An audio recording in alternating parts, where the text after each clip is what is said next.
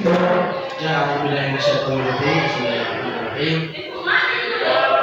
Assalamualaikum warahmatullahi wabarakatuh. Alhamdulillah wassyukurullah wala haula wala quwwata illa billah. Puji dan syukur kepada Allah Subhanahu wa taala atas segala nikmat, segala kebaikan, segala rahmat yang tak pernah begitu oleh Allah. Berapapun jumlahnya sudah pernah diberi kita.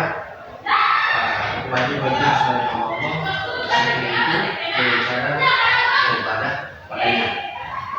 Salawat dan taslim mari kita kirimkan kehadiran baginda kita, sosok manusia paling sempurna yang pernah Allah ciptakan di bumi. Sosok yang olehnya Allah menciptakan bumi. Seseorang yang telah dijamin bebas dari dosa dan noda. Orang yang diberi kepercayaan untuk naik ke Sidratul Muntaha melewati 3 alam, yaitu Nabi Muhammad SAW, para sahabat Nabi, seluruh muslimin dan muslimat yang saat hari masih tetap istiqomah menjalankan sunnah Allah di bumi. Semoga apa yang telah kita lalui sejak kecil sampai hari ini tercatat sebagai nilai-nilai ibadah di sisi Allah Subhanahu wa taala. Oke, sebelum kita melangkah jauh untuk menjelaskan apa yang kita sama-sama pelajari, mari kita berdoa dulu. Dan begitu salah satu yang antara kita bersama berdoa di depan.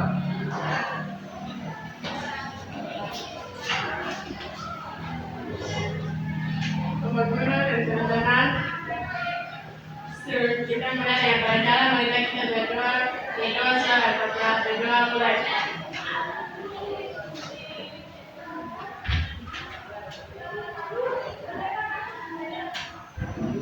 Berdoa. Baik. Terima kasih atas doanya.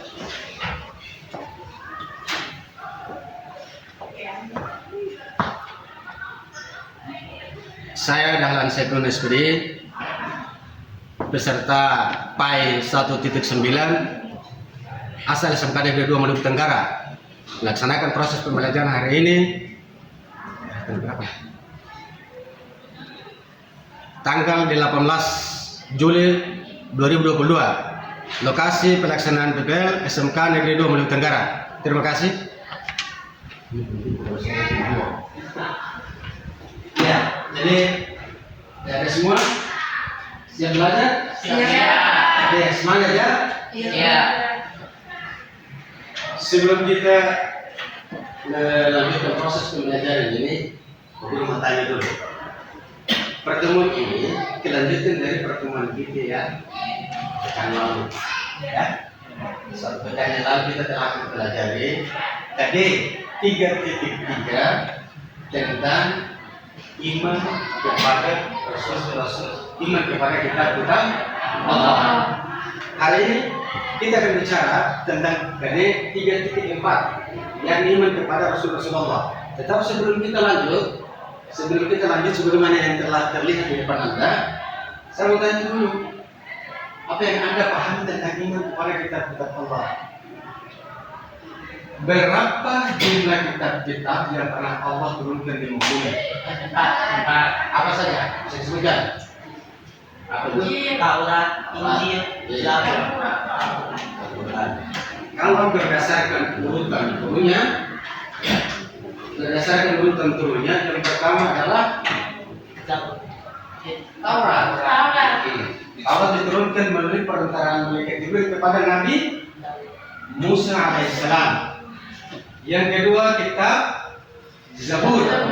Allah turunkan kepada Nabi Daud. Dan yang ketiga Injil. Allah turunkan melalui Nabi Isa. alaihissalam. Kemudian yang keempat Al-Quran. Pada siapa Al-Quran itu diberikan? Nabi Ya, selanjutnya kita masuk pada materi inti yang akan kita bicarakan. yaitu iman kepada Rasul-Rasul Allah. Apa saja iman kepada Rasul-Rasul Allah? Iman kepada Rasul-Rasul Allah berarti meyakini bahwa Rasul itu benar-benar utusan Allah Subhanahu wa Ta'ala, yang ditugaskan untuk membimbing umatnya ke jalan yang benar agar selamat dunia dan akhirat. Di sini kita dituntut keyakinan kita. Tidak sekedar memikirkan, tetap harus yakin bahwa Allah pernah mengutus orang yang bergelar sebagai Rasul, menyampaikan wahyu untuk umat. Dan Rasul-Rasul itu telah tercatat di dalam Al-Quran sebanyak 25 nabi dan Rasul. Tetapi sesungguhnya jumlah nabi itu sebenarnya 124 orang. Nabi saja berjumlah 124 orang. Allah seleksi dari 124 itu menjadi 313 Rasul. Dan pun Al-Quran hanya merekam 25 yang kita kenal dari Nabi Adam sampai Rasulullah Muhammad SAW. Dan 25 ini saja wajib bagi kita untuk imani. Wajib bagi kita untuk mengimani yang 25 ini. Karena 25 ini terekam di dalam Al-Quran Al-Karim. Selanjutnya, perintah untuk beriman kepada Rasul-Rasul Allah itu tidak sekedar sebuah istilah atau sebuah suruhan, tetapi benar-benar Allah sampaikan itu di dalam Al-Quran, yaitu Quran surat An-Nisa ayat 136. Sampai bisa baca ayat? Ada yang bisa baca?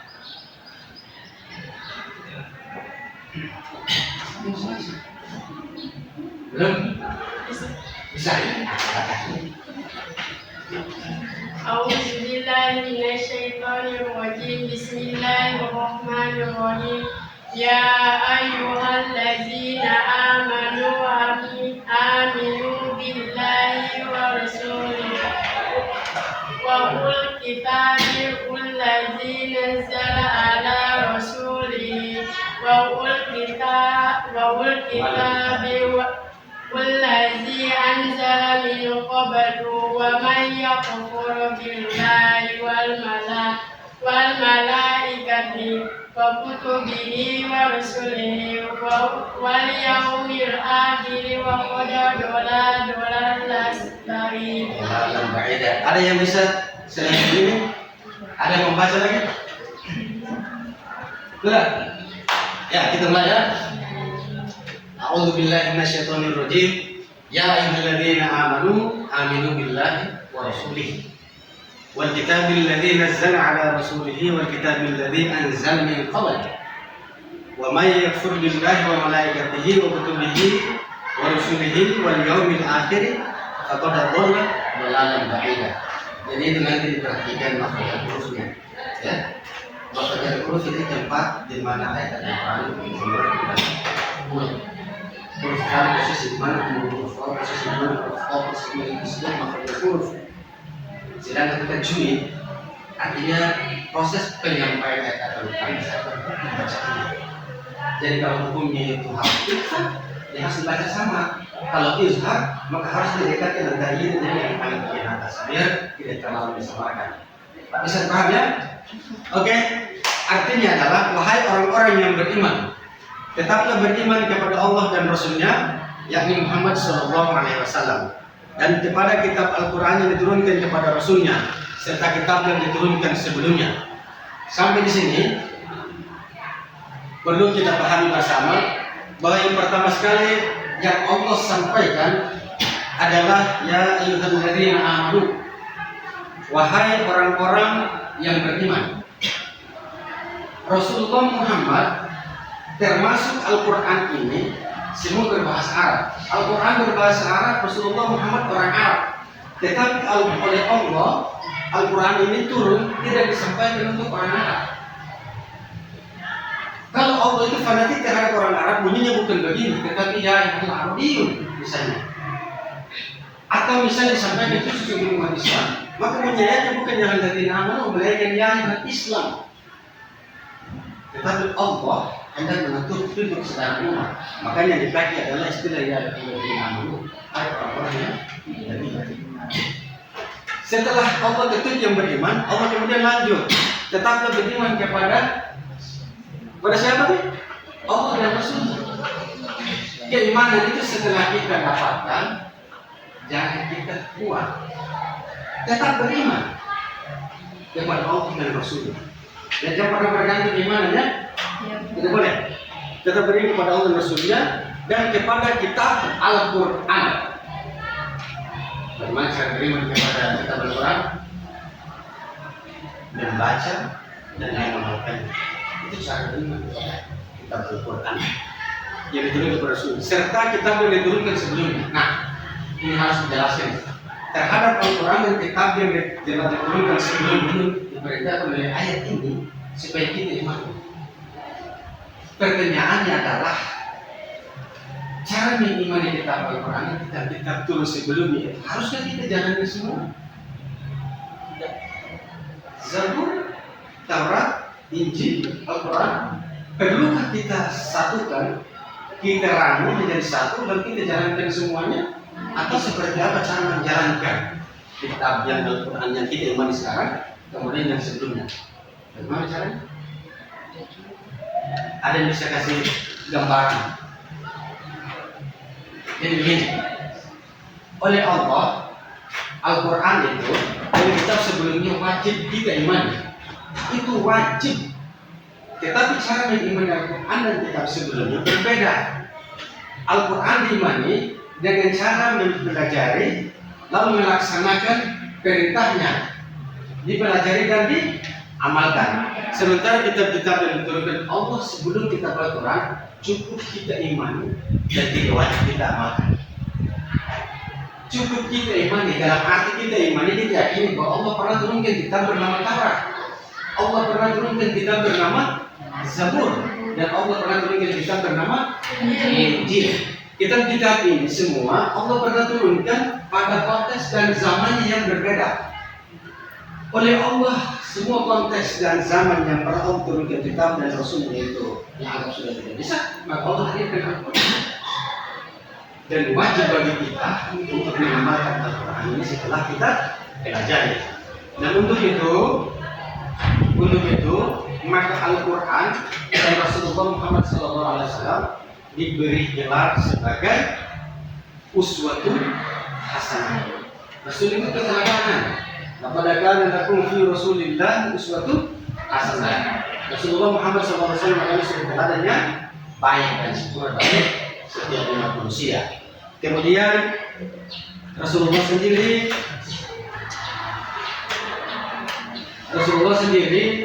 itu dikenal sebagai Rasul penutup para nabi dan Rasul.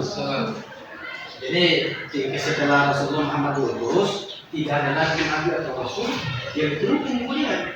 Tidak ada lagi. Ini sama dengan kasus beberapa nabi palsu yang muncul belakangan ini. Karena di zaman setelah nabi di zaman mana misalnya Muhammad Al-Kadzab yang nabi jadi nabi dan nabi palsu.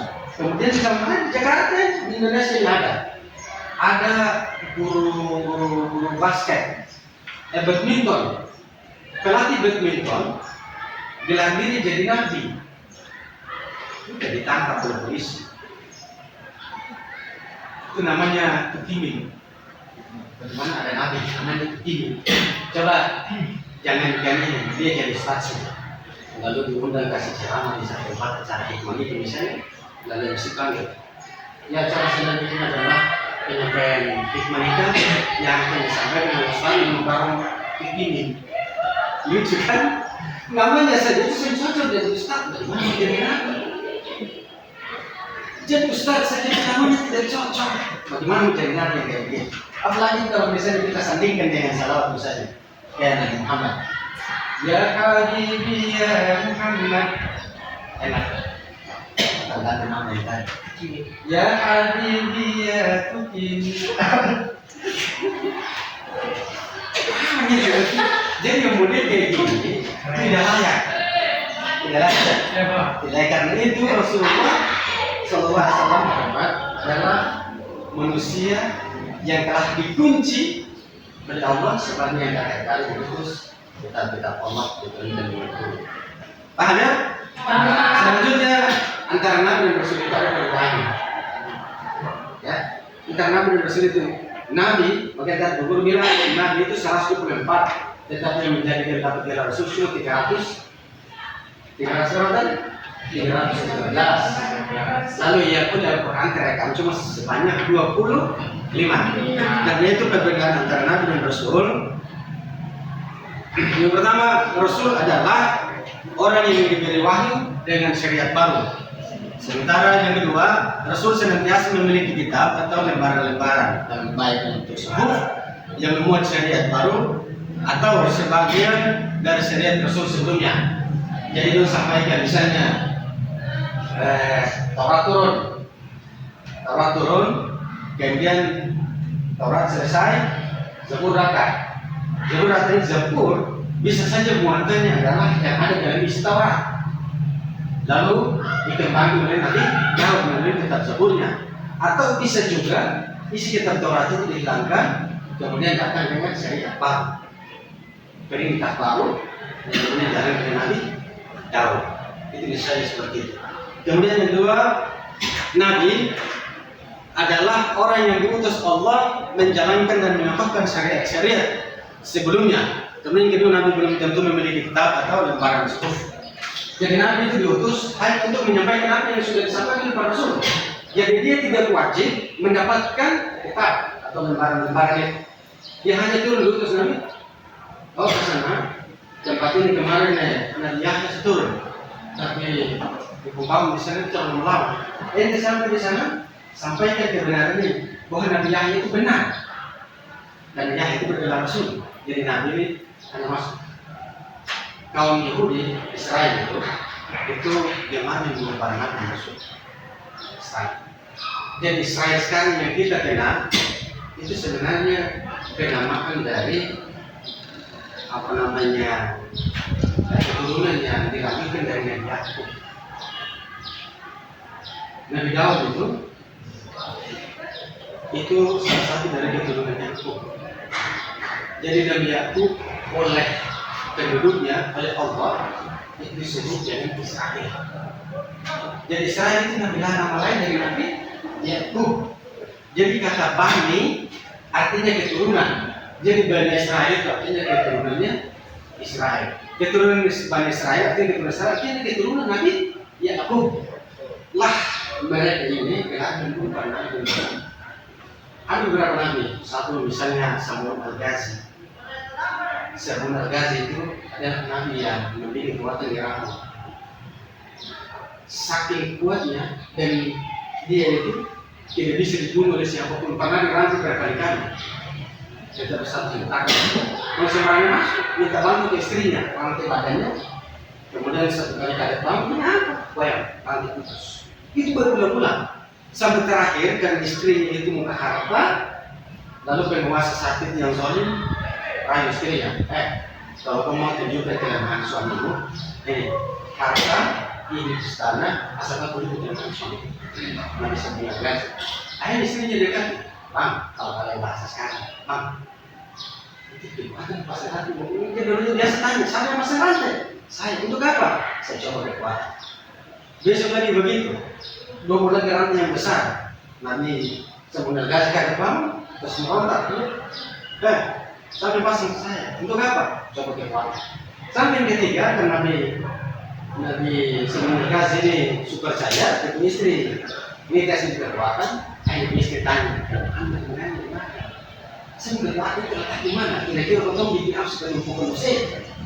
Lalu cuma kasih tahu istri. Ayo istri tercinta, kelemahan ini ada di kekuatanku. Maksudnya dia kekuatan Tuhan itu. Maka ketika kau pakai rambut ini kesan banget, saya tidak bisa menyatakan. Ayo saat dalam jalan itu, rambut yang paling itu diambil. Satu wajah.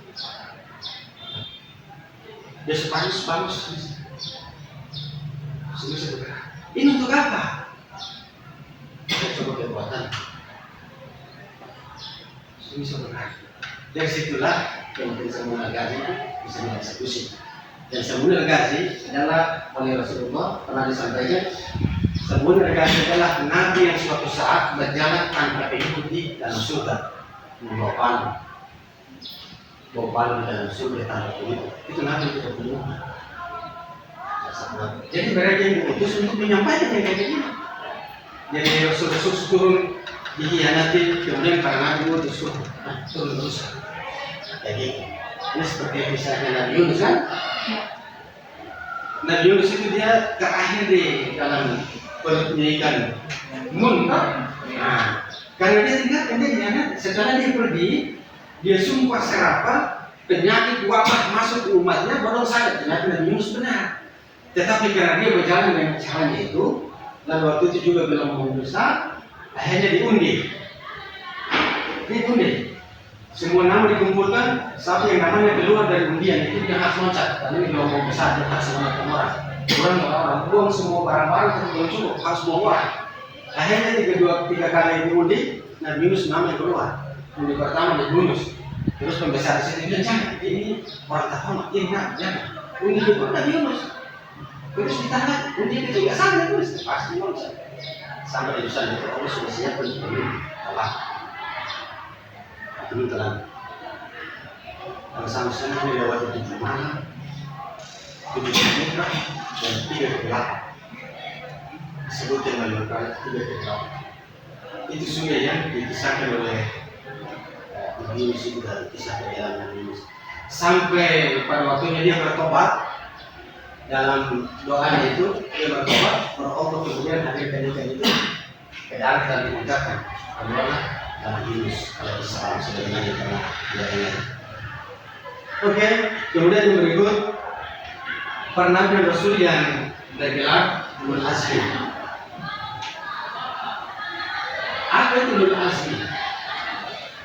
Ulul azmi adalah rasul pilihan yang memiliki keteguhan hati dan ketabahan yang luar biasa. Jadi mereka ini orang-orang yang luar biasa dalam berbagai cobaan serta kesulitan dalam berjuang melaksanakan dakwah di tengah-tengah kaumnya yang menentang keras dakwahnya. Jadi para nabi dan rasul itu sesungguhnya adalah orang-orang yang memiliki tingkat kesabaran yang tinggi, luar biasa. Meski cobaan tetapi betul-betul dicaci, maki, dilebar dan dikotori dan macam-macam, tingkat kesabaran mereka itu yang diakui oleh Allah. Maka mereka ini disebut dalam Al-Quran dengan sebutan yang berdasar. Yang pertama adalah Nabi Nuh. Sebagaimana disebutkan, Nabi Nuh adalah Nabi Rasul yang pertama kali membawa syariat atau hukum agama. Jadi orang yang membawa hukum agama itu Nabi Nuh bukan Nabi Ibrahim. Kalau Nabi Ibrahim dikenal sebagai bapaknya para nabi dan bapaknya agama. Dia disebut dengan, kalau Nabi Adam diberi gelarnya Al-Bashar, bapaknya manusia. Nabi Nuh itu pembawa syariat pertama di muka bumi. Jadi begitu susahnya Nabi Nuh dalam berdakwah, akhirnya oleh Allah perlu dihindarkan dan direkam kesusahannya dan kesabarannya dalam melaksanakan dakwah. Maka dia termasuk kategori orang yang mendapat godaan lagi.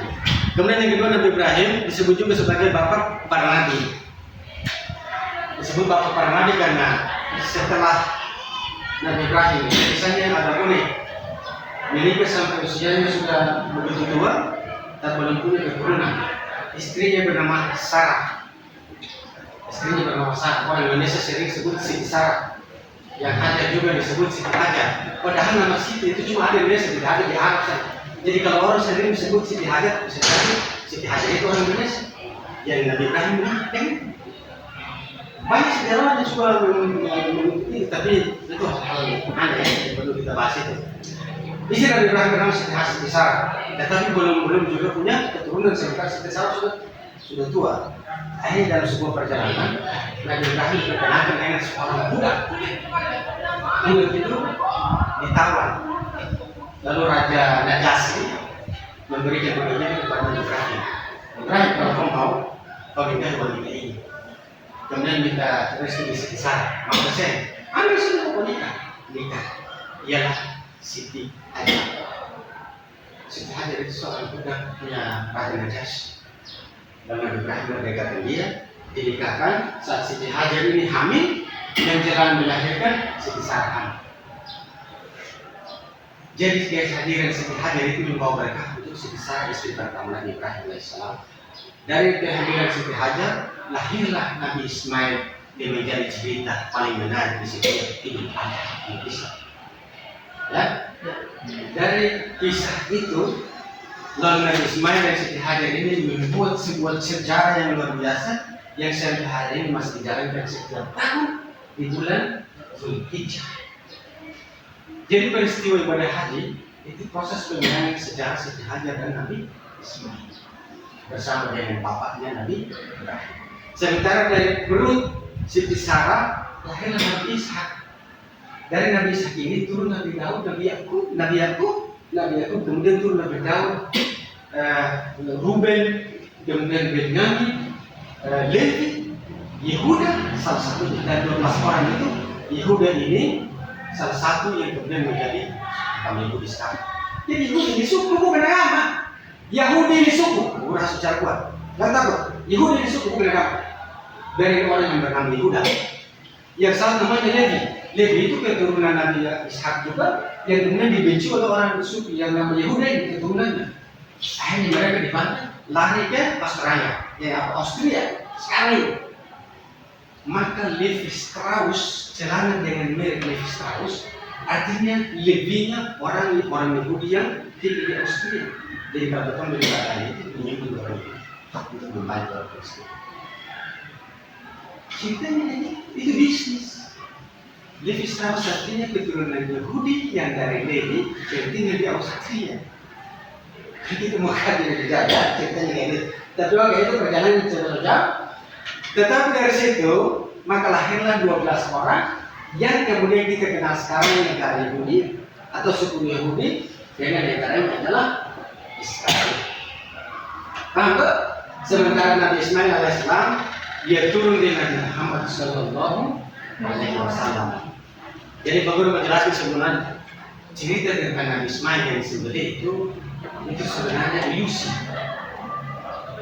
Yang ingin disembelih oleh Nabi Ibrahim sesungguhnya bukan Ismail.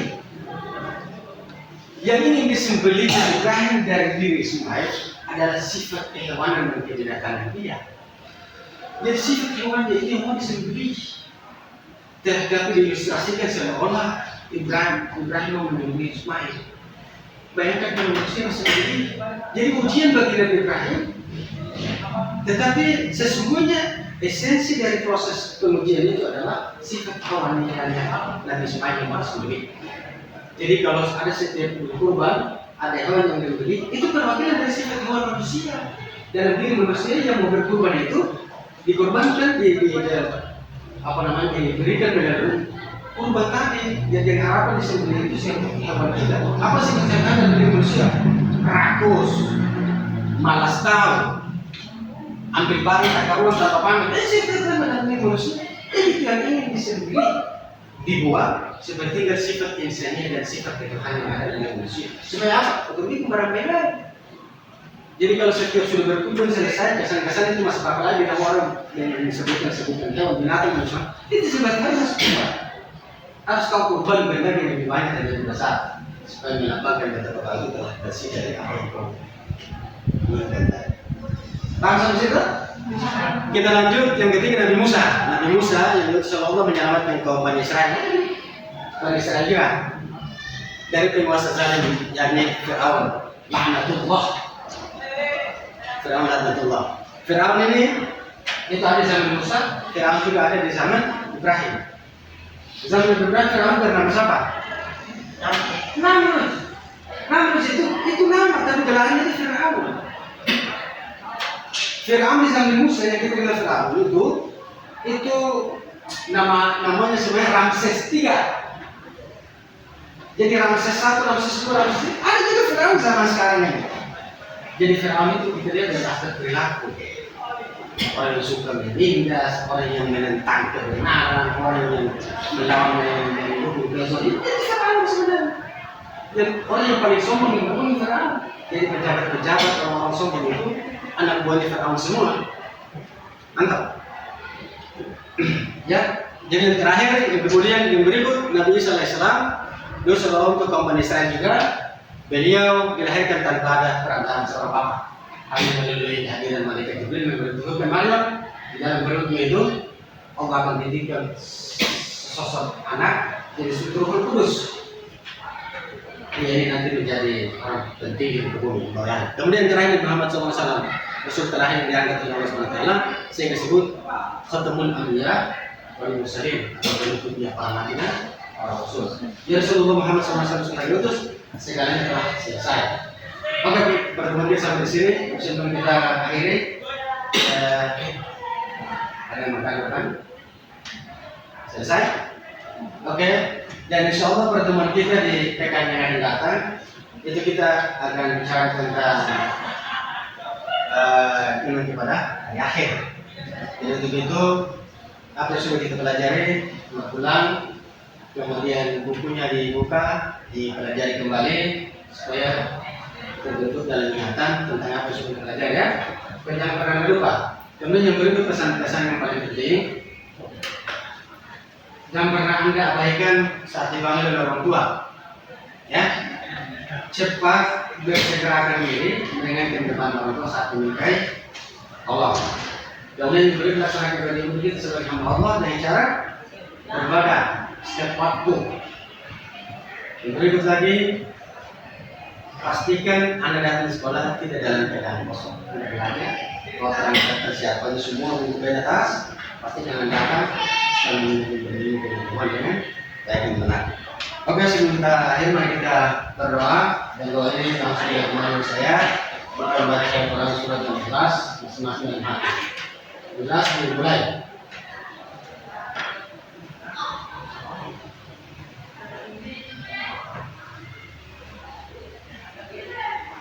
Selesai. Bismillahirrahmanirrahim. Assalamualaikum warahmatullahi wabarakatuh. Waalaikumsalam warahmatullahi wabarakatuh.